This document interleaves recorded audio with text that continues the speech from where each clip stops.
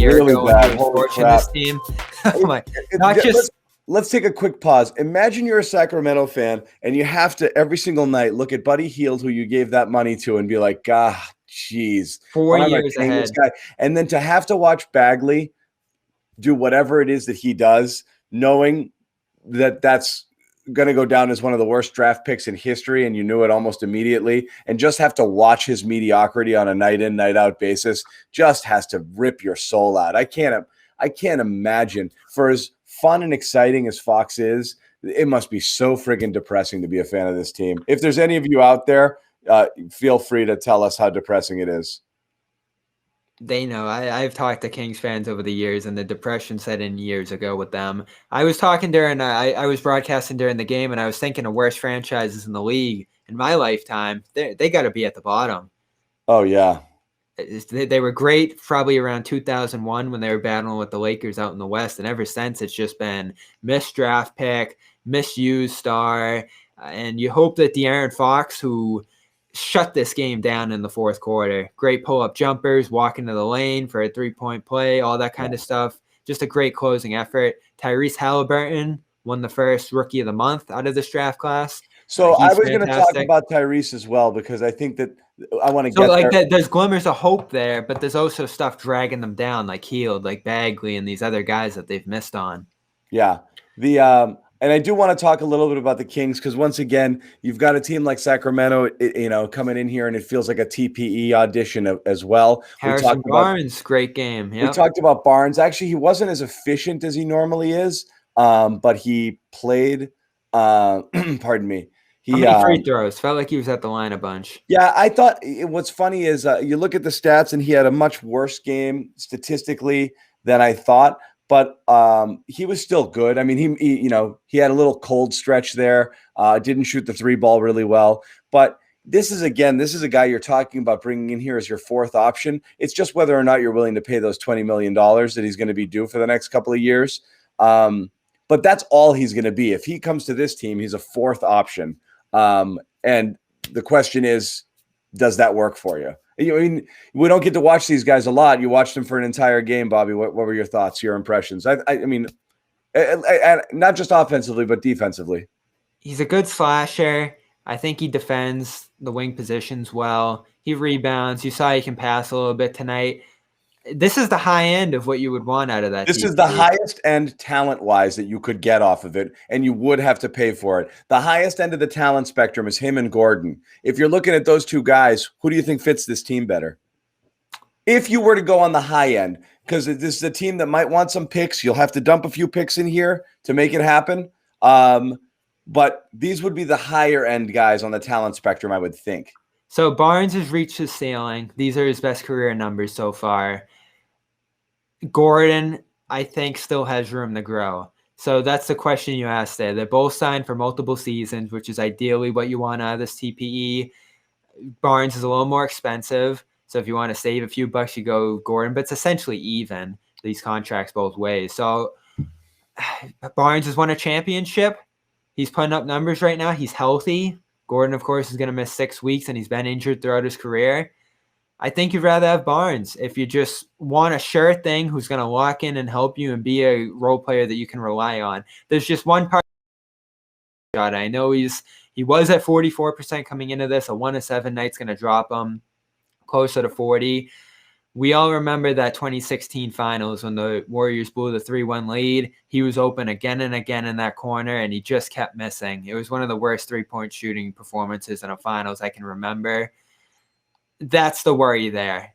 But still, when you add up all the options of a TPE, he's at the high end of it. He's locked up. He'd be a manageable asset into the future.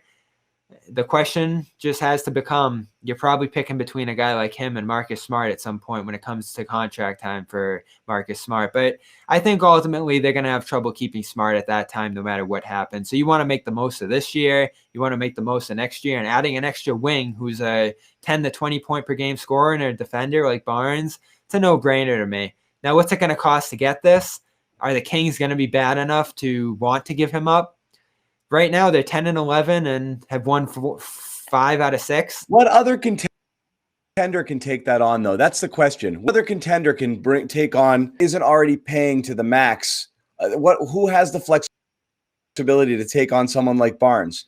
Maybe the Heat, possibly Maybe the Raptors.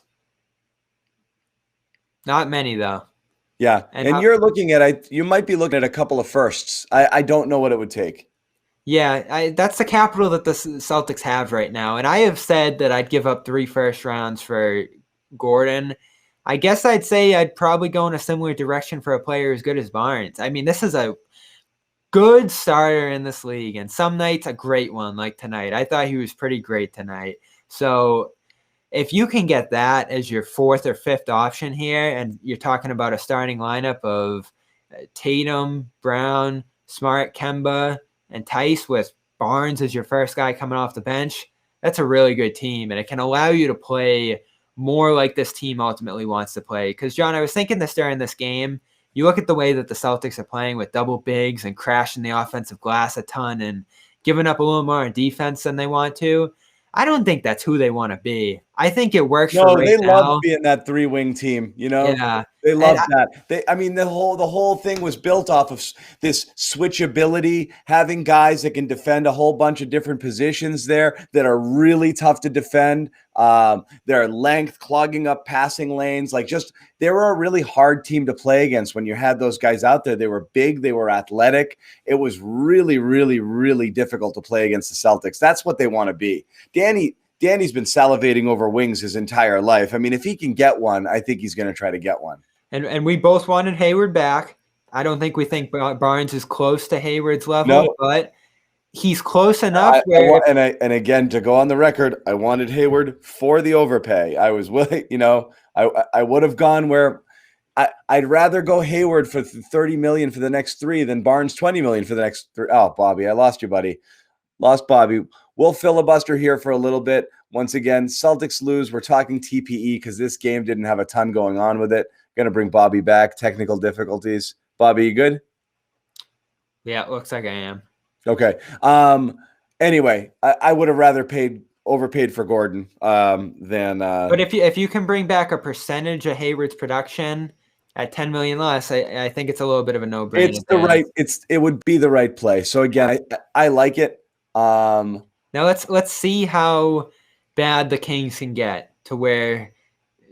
Do they start selling? Do they start saying, all right, we're better off going to the bottom than we are fighting for that playoff position? It's going to be a thin line along that playoff line this year. I mean, when you start to think, John, that 20 out of the 30 teams are going to make the playoffs this year, the sellers are going to be so few and far between this year. No, I get it, but it's not just that. Like I said, everything is a matter of fit. Like, what can one do? You got to take into account big trades have already been made in the league. You had a lot of movement before the season or early in the season. So, a lot of the moves have been made. So, at this point, you're going to cross some teams off the list who are going to be able to do anything more than some bargain basement moves, bringing in guys 5 and 10 million, some buyouts, things like that.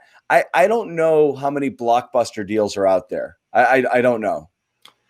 No, and this one's probably not a blockbuster. I'm trying to think if we were going to put a package together for this.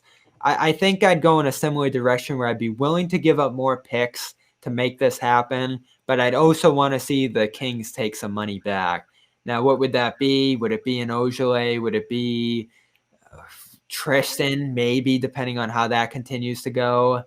We'll see, but the roster would end up being packed in a way where I'd like to subtract a little bit of salary from the Celtics and another roster guy, and they'd have to anyway. They don't have a roster spot right now to take Barnes on. So most of what they'd be giving up here would be picks, and I think they're in a good position to do that.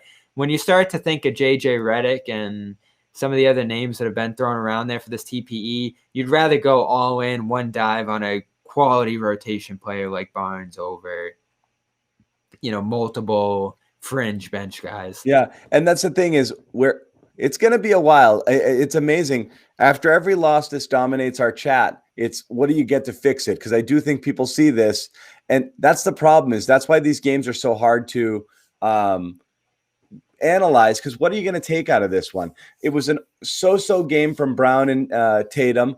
They played fine. They didn't take it, on their shoulders and dominate here as maybe they could have. You had no guards playing in this game. It was just a weird game. So every time you lose, you're going to look around at these.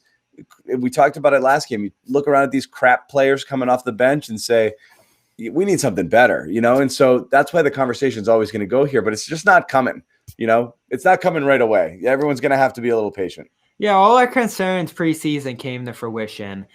Kemba, I think, looks better than some of us thought he was going to look. So that's a little bit of a passive, pleasant surprise coming out of our preseason concerns. We might have even thought he wouldn't be playing at this point. So I think that's the positive side of things. But they look awkward in terms of the amount of bigs that they have on the floor still to this day. They're a worse defense than they should be. And part of that's them being an offensive rebounding team more than a transition defense team. I mean, the team we see right now would have got smoked by Toronto in the second round last year stylistically. So more than they're missing a bench guy, they're missing a fifth starter. I think they're missing a guy who can shift them back to what they want to be stylistically and what they want to be on the defensive end of the floor. I just look at this group right now and I say their defense is too bad to be a finals team, and their offense probably isn't a top 3 to 5 group to make up for that. And typically you like to have a defense be in the top 10 of the league if you want to come out of your conference. And the Celtics are going to have to do that if they want to get through a Brooklyn, if they want to get through a Milwaukee. And, they're luckily in that class right now where Miami right now is falling out of it. I don't know if they're going to be able to get back into it at 7-14. I mean, you say COVID, you say all the excuses that you could make for them, but 7-14 is a massive hole. And so that's another opportunity for the Celtics. Maybe they don't have to go through Miami this year.